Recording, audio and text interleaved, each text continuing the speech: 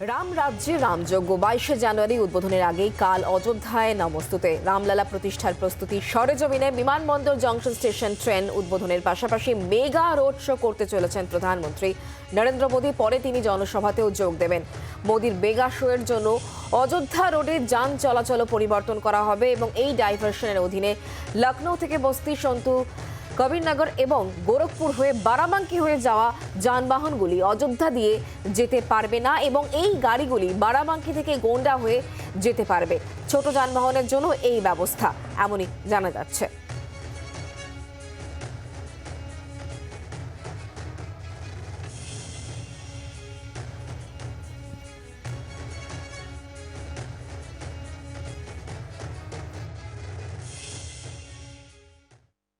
सांसद जी, अब तो एयरपोर्ट का नाम भी बदल गया, वाल्मीकि जी के नाम पर हो गया, तो अब ये संदेश कैसा? माननीय प्रधानमंत्री जी को बहुत बहुत धन्यवाद। रामायण के रचयिता वाल्मीकि जी के नाम पर अंतर्राष्ट्रीय हवाई अड्डे का जो उन्होंने नामकरण किया है, उड्डयन मंत्री जी को भी और अमित शाह जी को भी, माननीय मुख्यमंत्री जी को। जब स्टेशन का नाम बदला तो पहला ट्वीट आपका था, अब एयरपोर्ट का भी नाम बदला, इसे राजनीतिक तौर पर हम अगर देखें तो क्या कहेंगे? देखिए क्या है, अयोध्या धाम जो है, क्योंकि प्रभु श्री राम की महिमा को सबसे पहले वाल्मीकि जी ने रामायण की रचना करके और समाज के बीच में प्रस्तुत किया। इसलिए अयोध्या में अंतर्राष्ट्रीय हवाई अड्डा का नाम उनके नाम पर जो हुआ है, हम इसको मानते हैं कि माननीय प्रधानमंत्री ने इस पूरे देश के राम भक्तों को एक संदेश देने का काम किया है। लल्लू सिंह जी, जिस तरह से कहा जा रहा है कि महर्षि वाल्मीकि के नाम पर, यानी जब अयोध्या में प्रवेश करिए तो रामायण के रचयिता जो महर्षि हैं पहले उनको जानिए, फिर भगवान श्री राम को जानिए, पूरी रामायण को जानिए, ये भी उद्देश्य है। इस रेखा पर भी काम किया जा रहा है जी। कहने किया जाए कि पूरी अयोध्या का जो विकास हो रहा है इसी आधार पर हो रहा है। इसलिए जितनी भी बिल्डिंग यहाँ पर बन रही है सब मंदिर मॉडल की बन रही है, चाहे रेलवे स्टेशन हो, चाहे हवाई अड्डा हो, चाहे जो मेडिकल कॉलेज हो, और भी जितनी बिल्डिंगें बन रही है सबका स्वरूप एक ही है। तो ये ऋषि महात्माओं का संदेश 2024 में कैसा रंग दिखाने वाला है, क्या लग रहा है? राजनीति से इसका बहुत कोई लेना देना नहीं है, या जो लोग विरोधी लोग सोचते हैं कि यह राजनीति के नाते किया जा रहा।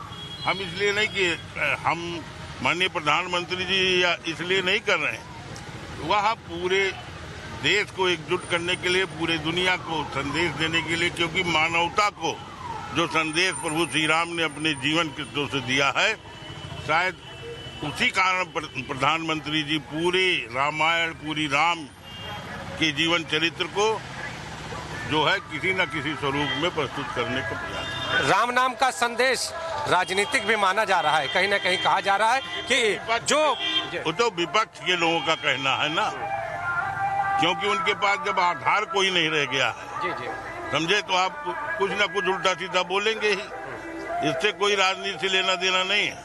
राजनीति से लेना देना नहीं है, लेकिन अयोध्या का जो विकास है, आप जब एयरपोर्ट पर उतरेंगे वहीं पर रामायण के रचयिता महर्षि वाल्मीकि का नाम आपके सामने होगा, और जिस नाम से एयरपोर्ट है। अच्छा, एक और चीज जानेंगे, अभी और कहां कहां के नाम बदलने जाने हैं, कुछ रेखा स्पष्ट कर दीजिए कि कहां कहां का और हो। देखिए, सब प्रधानमंत्री जी को करना। अयोध्या की मैं बात कर रहा हूँ, अयोध्या में किन जगहों का और नामकरण होना? ये माननीय प्रधानमंत्री जी एक एक चीज को बहुत बारीकी। आपने भी प्रस्ताव दिया है संसद जी, लल्लू सिंह जी, आपने भी कुछ प्रस्ताव दिए हैं। देखिए, हम तो उनके अंग है, एक छोटे से कार्यकर्ता हैं, अयोध्या के सेवक हैं। स्वाभाविक रूप से हमको जो भी उचित लगता है वह माननीय प्रधानमंत्री जी को या मुख्यमंत्री जी को हम उसको देते रहे। तो जरा सुझाव ही बता दीजिए हमारे दर्शकों को कि कौन कौन सी जगहों के प्रमुख तौर पर नाम के सुझाव दिए हैं आपने। अभी हम उस संबंध में कुछ बता नहीं सकते, अभी नहीं बता सकते, गुप्त रखेंगे। लेकिन सांसद जी देखिए, यहाँ पर नगर भ्रमण के लिए निकले हुए हैं।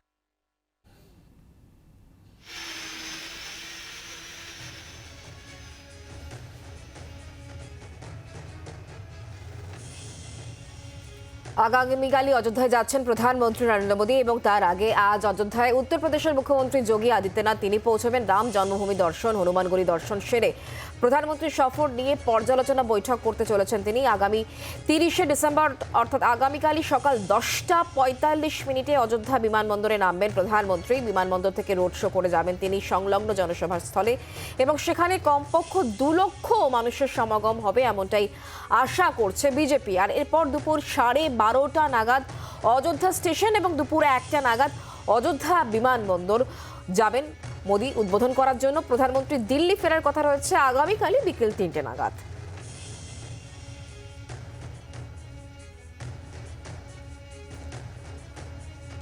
আগামীকালই আসছেন প্রধানমন্ত্রী, তার আগে নরেন্দ্র মোদীর আশাকে কেন্দ্র করে উত্তরপ্রদেশের মুখ্যমন্ত্রী যোগী আদিত্যনাথ তিনিও পর্যালোচনা বৈঠক করছেন এবং সবকিছু নিয়ে ইতিমধ্যে নিরাপত্তা ব্যবস্থাও কড়াকড়ি করা হয়েছে। আমাদের প্রতিনিধি ঠিক কি প্রতিবেদন পাঠিয়েছেন দেখাবো।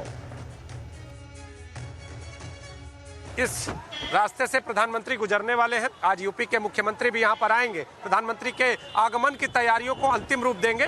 तो ये देखिए किनारे पर बैरिकेडिंग की गई है और पुलिस का महकमा प्रत्येक चौराहे पर, प्रत्येक गलियों में आपको दिखाई देगा। हर ओर आपको महिला पुलिस बल और इसके साथ पुलिस के जो पुरुष जवान हैं वो भी रहेंगे।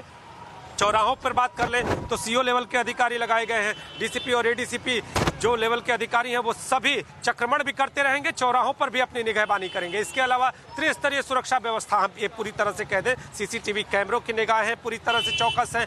इसके अलावा जो सुरक्षा तंत्र है वो पूरी तरह से सक्रिय कर दिया गया है, यानी हर स्तर पर कड़े सुरक्षा के इंतजाम। अभेद्य किले में तब्दील है अयोध्या और जो साज सज्जा है वो आपके सामने। भगवा रंग में रंगी हुई है ये अयोध्या हर किसी को अपनी ओर खींच रही है। बात करें तो यहाँ पर एक घंटा रामेश्वरम से पहुंचा है जो कि यहाँ के मंदिर में लगेगा और उस घंटे की खासियत यह है कि जब वो घंटा बजेगा तो ओम की ध्वनि प्रस्फुटित होगी, यानी रामेश्वरम से अयोध्या को जोड़ने का सीधा प्रयास है। क्योंकि जो भगवान श्री राम और महादेव का संबंध है वो आराध्य और आराधक का है और इस स्थिति में कहीं न कहीं भगवान शिव की भी भगवान रामलला के मंदिर में मौजूदगी है, इसको भी दर्शाने का प्रयास है इस घंटे के माध्यम से। तो पूरी अयोध्या सजी धजी है, मंदिर का निर्माण कार्य बहुत जोरों पर है। प्रधानमंत्री आने वाले हैं, मुख्यमंत्री प्रधानमंत्री के आगमन से पहले यहाँ आने वाले हैं और अब देखिए यहाँ भक्तों का तांता है पीछे से लगा हुआ है। तो किस तरह का उत्साह, जय श्री राम का जयकारा श्री राम का, जय जय श्री राम।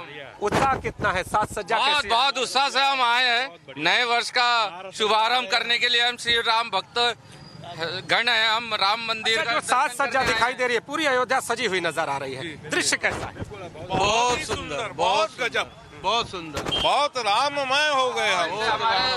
महिलाएं भी देखिए, सभी महिलाएं यहाँ पर हैं। आप लोग नागपुर से आए हैं। नागपुर जय जय श्री राम। ये उद्घोष आपको पूरी अयोध्या में मिलेगा, लेकिन जो उत्साह और आकर्षण है वो कैसा है? बहुत अच्छा लग रहा है, ऐसा बहुत सुंदर, बहुत ही सुंदर, बहुत ही अच्छा माहौल है, बहुत ही बढ़िया। राममय हो गई है पूरी अयोध्या, सबको बहुत खुशी हो रही है यहाँ आकर। बहुत ही सुंदर, अप्रतिम। जिस तरह से फूलों से सजा हुआ चौराहा और इसके साथ गलियां, क्या क्या देखा अभी तक आप? हाँ, हमको ऐसा लग रहा है जैसे खुद राम आ रहे हैं और जब कैसी सजी होगी अयोध्या, गुड़िया और तोरण बोलते ना मराठी में, वो लगे होंगे तो उस जैसा माहौल लग रहा है। बहुत प्रसन्न लग रहा है, अति उत्साह, बहुत खूब, बहुत सुंदर। आप पीछे से बोल रहे हैं, बताइए किस तरह का उत्साह? बहुत बढ़िया। और ये हमारे राष्ट्रीय अस्मिता के लिए जो अयोध्या में राम मंदिर का और राम जी का जो फिर से उनकी स्थापना हो रही है, वो हमारे सबके अस्मिता के लिए बहुत ही बढ़िया चीज़ है। और हम लोग कल से यहाँ पे है, शाम से घूम रहे हैं, सब जगह हमको इस राम के आगमन का उत्साह दिख रहा है। हम खुद भी कल बहुत सारी पूजाओं में, आरतियों में शामिल हुए और यहाँ पे दिख रहा है। आप बताइए उत्साह कितना? बहुत बढ़िया, बहुत उत्साह लग रहा है, बहुत प्रसन्नता भी लग रही है। বাংলার আওয়াজ, বাঙালির আবেগ, জি 24 ঘন্টা।